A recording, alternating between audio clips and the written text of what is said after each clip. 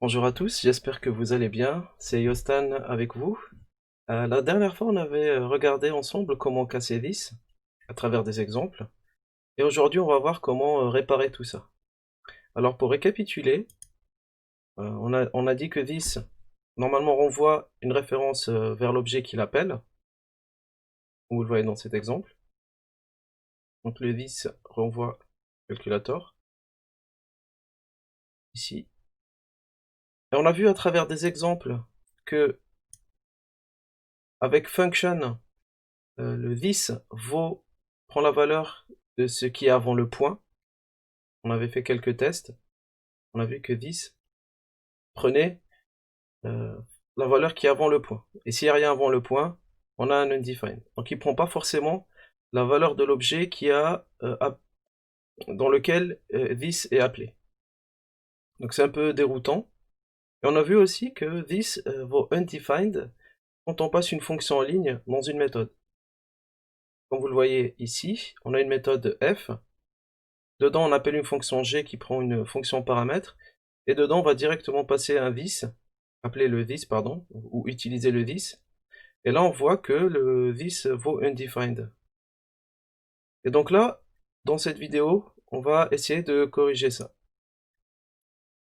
De retour dans l'environnement de développement, là, j'ai repris le fichier où on s'est arrêté durant la vidéo précédente, qui illustre les différents problèmes qu'on rencontre avec vis. Tous les cas où ça retourne soit un undefined, soit un objet différent de l'objet où se figure le vis. On va relancer pour se remémorer un peu. Donc là on voit, celui-là ça fonctionne bien. Celui-là ça s'appelle un for each derrière. Et du coup à l'intérieur c'est que des undefined. Ensuite on a cette partie-là qui renvoie un undefined. Et enfin cette classe-là qui va récupérer une référence vers printinfo et l'afficher, ça renvoie un objet totalement différent là. Alors pour corriger et réparer tout ce petit monde, j'ai rajouté des to-do fixes à côté de chaque appel problématique et je vais essayer d'y remédier un par un. Alors je vais commencer par celui-là. Je vais commencer par cet appel-là. Et on va bien sûr traiter tous les autres par la suite, il n'y a pas de problème.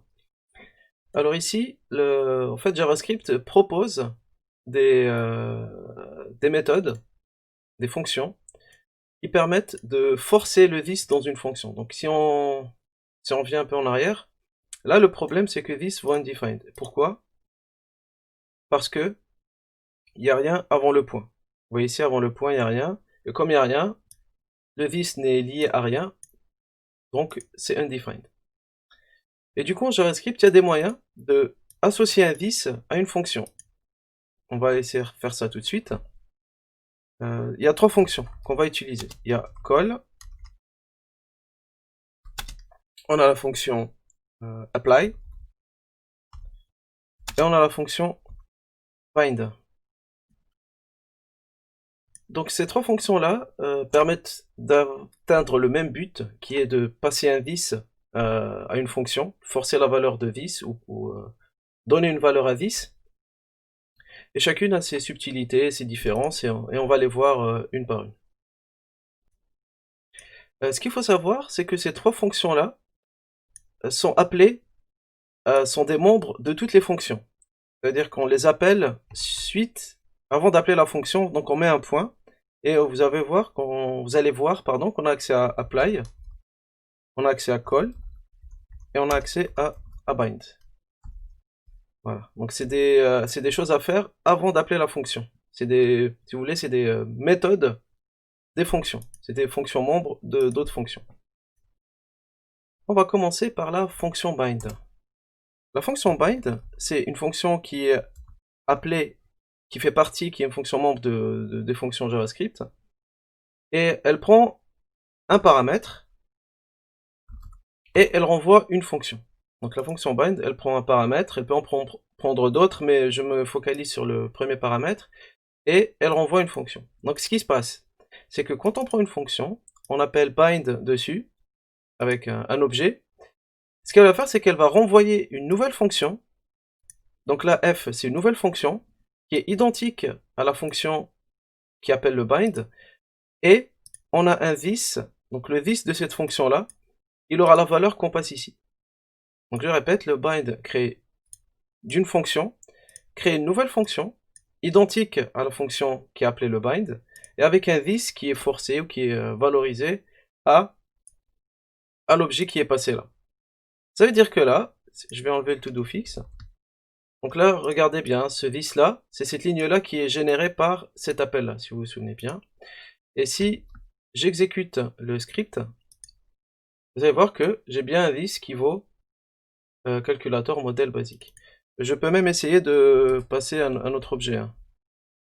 D'accord, donc message, bonjour, voilà, j'exécute, et on a bien l'objet qui est passé là, il va faire office de 10 dans la fonction f. Donc ça c'est une première façon de faire pour passer un this à une fonction qui n'a pas de contexte. Donc celle-là n'a pas de contexte, hein, quand on voit ici, il n'y a rien avant le point. On fait un bind. Alors je relance le script, voilà, pour avoir un résultat correct. Maintenant on va passer à la deuxième façon de faire, c'est avec apply ou call. Alors call ou apply s'utilise de façon en partie similaire. Donc je vais définir, pardon, je vais faire const g1 ou g tout court, calc.printinfo. Pardon. Donc là je passe une printinfo, donc gérer une référence vers printinfo, et je vais appeler g. Donc là on est d'accord que on aura un undefined. Et du coup si je fais plutôt, au lieu de faire ça, donc on a vu tout à l'heure, bind retourne une nouvelle fonction. Donc vous voyez que c'est un peu lourd en termes d'utilisation si je veux directement appeler ici g sans avoir à faire un bind et tout. Donc je peux utiliser du coup call. Et là, comme bind ici c'est similaire, je passe le this, l'objet qui sera utilisé comme this. Donc g.call d'un objet, on va regarder ce qui se passe. On a bien notre this qui est correct ici. Donc le call, ce qu'il fait, il fait la même chose que bind, ça veut dire qu'il va affecter un this, exactement la même chose que bind. C'est pas exactement pareil, presque la même chose que bind, dans le sens où il va mettre un this dans la fonction qu'il appelle, et il va directement appeler la fonction. D'où le terme call, hein. Call ça veut dire en anglais appeler. Donc appeler g avec ce this là, et c'est la même chose avec apply.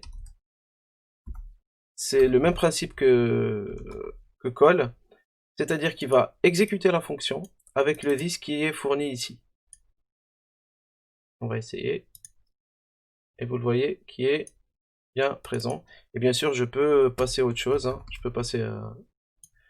Voilà, vous voyez que le this c'est bien ce qui est passé là. Et pour finir avec call et apply, on va voir la différence entre les deux. Vous allez voir que c'est pas compliqué, hein. C'est dans le cas où printinfo ou bien g prend des paramètres. Allez, on va faire ça tout de suite. Hop. Et la façon du coup d'utiliser call et apply quand il faut passer des paramètres, elle est un peu différente. Donc là ce que je fais c'est que je rajoute deux paramètres ou arguments à la fonction printinfo. Je les affiche. Voilà, dans un petit console.log. Tranquillou. Et je reviens ici. Alors rapidement, juste pour finir le bind, je vais vous montrer qu'avec bind c'est super facile de passer des arguments, enfin c'est intuitif. Je vais juste faire ça et ça. Donc comme bind c'est générer une nouvelle fonction, ben, j'ai qu'à passer les paramètres dans cette fonction là. Donc je vais exécuter, et vous voyez ici que l'exécution bind récupère bien les paramètres. On va voir que tous les autres appels ne fonctionnent pas, enfin ne fonctionnent pas, retournent à des undefined pour les paramètres. Et parmi eux, c'est ceux qui sont appelés avec call et apply. Alors quand on regarde ici call et apply, on voit ici qu'on ne peut pas mettre ici de paramètres danger. Hein. Vous voyez, ça marche pas parce que là ça fait l'appel. On ne peut pas faire un point call derrière. Du coup, ce que propose call et apply, c'est qu'on après l'objet this, on peut passer les arguments. Donc call, on lui passe les paramètres à la suite, un par un, comme ça. Et on va exécuter ça pour vérifier. Voilà. Donc c'est comme si que j'appelle printinfo ou g avec un this en premier paramètre. Ça ressemble un peu, je sais pas si vous avez déjà fait du Python, mais ça ressemble un peu à la déclaration des fonctions, des méthodes en Python. Le this est toujours en premier paramètre. Voilà, ça ressemble un peu. Et pour le apply, c'est quasiment pareil, sauf qu'il faut mettre ça dans un tableau. D'accord, donc les arguments, il faut les mettre dans un tableau. Voilà, donc selon votre usage, si vous les avez déjà dans un tableau, ben, vous pouvez utiliser apply. Sinon, vous les mettez comme ça dans un call. Vous allez voir que ça marche. Donc là, je vais peut-être mettre apply 1 pour voir la différence. Apply 2. Voilà, vous allez voir que ça marche super bien. Et du coup, ça montre aussi que ben, JavaScript est très très puissant à ce niveau-là. Vous pouvez voir qu'avec call et apply, leur usage ne se limite pas uniquement à passer un this. Ça permet aussi, vous voyez ici, de faire des choses assez dynamiques et assez sympas. Donc voici pour du coup call, apply et bind. Alors on va passer à la suite. Donc il reste ce to-do fixe à corriger, qui fait partie de celui-là, et celui-là. Alors on va déjà corriger celui-là. Celui-là, je vais le corriger avant, parce qu'en fait il découle un peu de ce qu'on a fait ici. Alors ici on a new function executor, dans lequel on passe un calc.printinfo, et on appelle f, ici. Alors il y a plusieurs façons de corriger ça. Alors on va d'abord, on va essayer de les faire une par une. Donc déjà on peut faire un call, hein, ici, et on passe pas function executor, mais on va passer calc. Voilà, ça fait ça. On va essayer. Donc si vous regardez bien, c'est le dernier console.log. Hein. Allez, on va lancer. Et on a bien le this qui est correct et qui a la bonne valeur. Alors sinon, si on ne veut pas nous forcer à faire un call ici au niveau de l'exécution, au niveau de l'appel, on peut le faire ici. Donc j'ai un peu à droite. Je vais réduire peut-être ça, ça va encore mieux. Voilà. Donc là, en fait, comme vous vous souvenez, ici, on a dit que bind retourne une autre fonction.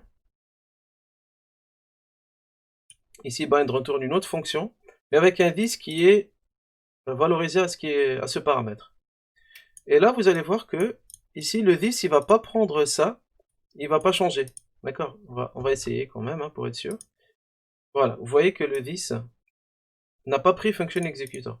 Donc l'avantage de bind, c'est que non seulement il donne une valeur à this, et en plus il empêche on va dire l'interception ou l'écrasement de ce this là par function executor. Donc c'est très très puissant et c'est très pratique.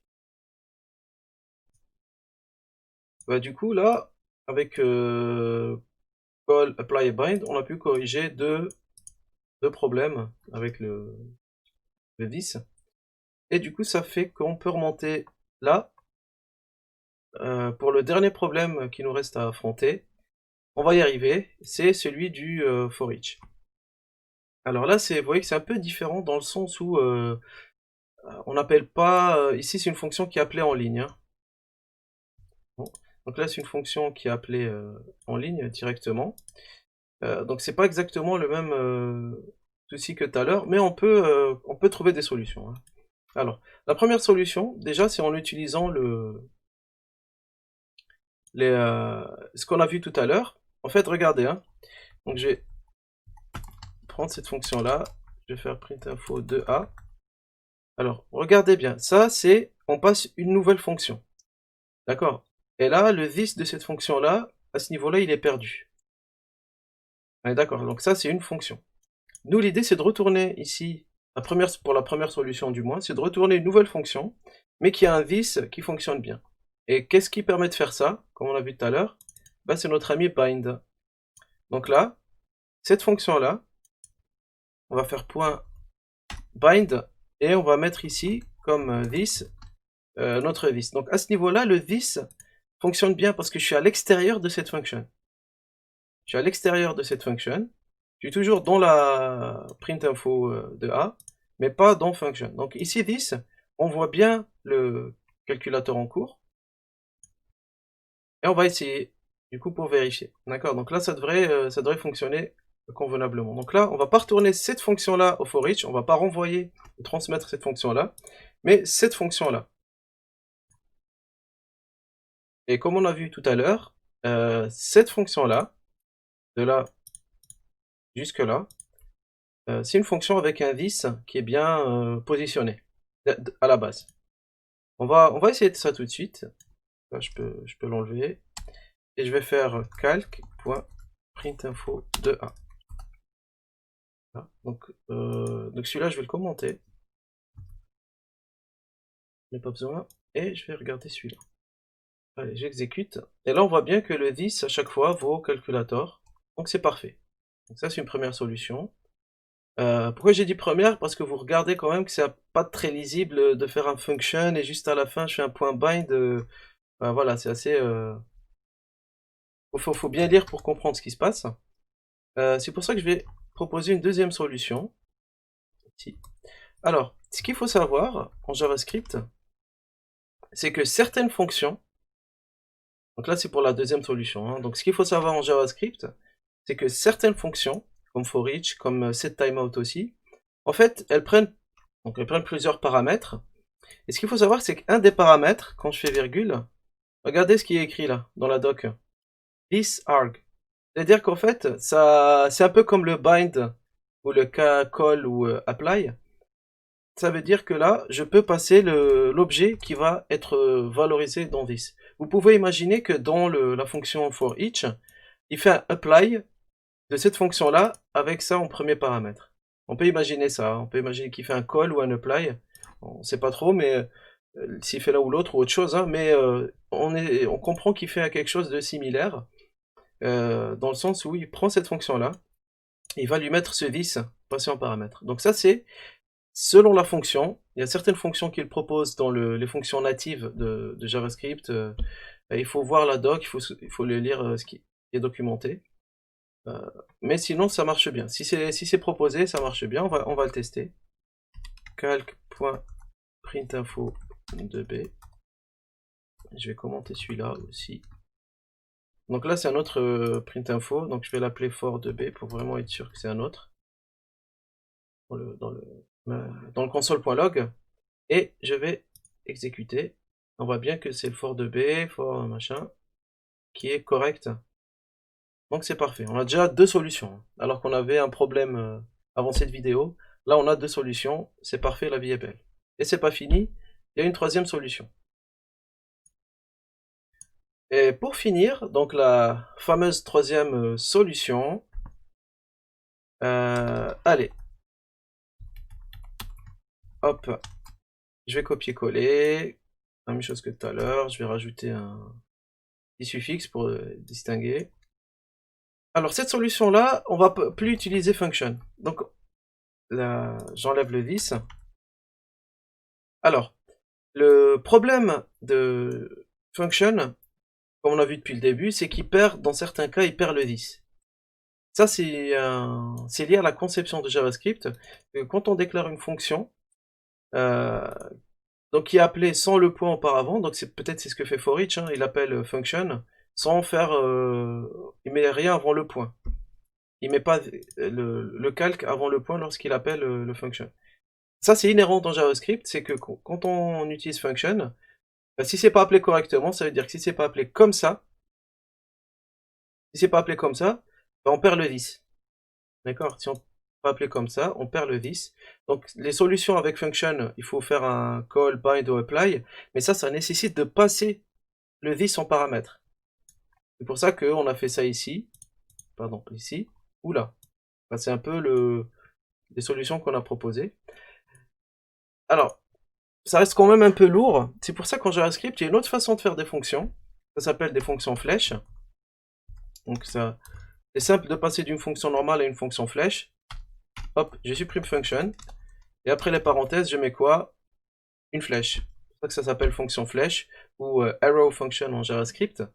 Et ça a été introduit dans ES6, si je ne me trompe pas. Et ça permet en fait d'avoir un this qui se comporte comme les autres langages de programmation. C'est-à-dire que là, le this correspondra au this du parent. D'accord? Ici, ce this-là, le this qui est là, correspondra au this du parent, de la fonction parente. Et ici, le this est bien valorisé à calque. Voilà, donc si on veut appeler une fonction en paramètre, qu'on veut la passer en ligne, moi ce que je vous conseille, c'est d'utiliser les fonctions flèches. C'est le plus simple, ça évite de faire des binds, ça évite de passer des this. Sinon, vous avez les deux autres solutions.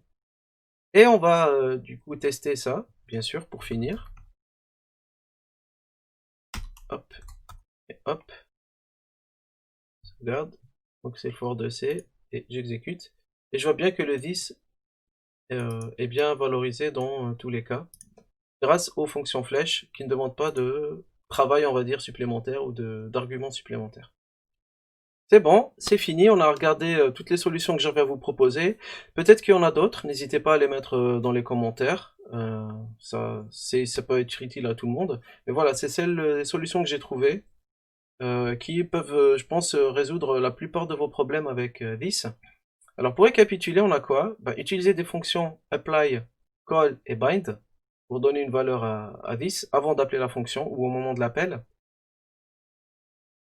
Passer un objet this en paramètre des fonctions qu'il propose.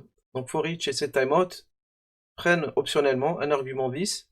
On peut en profiter pour donner une valeur à this à ce moment-là. Ou bien passer une fonction flèche, utiliser une fonction flèche qui s'écrit comme ça, au lieu de passer une function en ligne. Voilà, merci à tous pour avoir suivi la vidéo. N'hésitez pas dans les commentaires à mettre vos autres solutions, vos remarques. On est là pour apprendre, bien sûr, hein. Et du coup, j'espère que vous avez aimé. N'hésitez pas à liker, partager. Et merci à tous. Et peut-être à une prochaine fois. Oui, il me reste peut-être une chose à voir. Vous voyez que le this, si vous vous souvenez, il vaut undefined, hein. On a vu qu'il vaut undefined quand il est mal appelé. On va voir que dans certains cas, c'est pas undefined qu'on a en valeur. Et on verra ça peut-être dans une autre vidéo. Voilà, juste pour compléter ce point-là. Allez, merci, au revoir, et peut-être à la prochaine.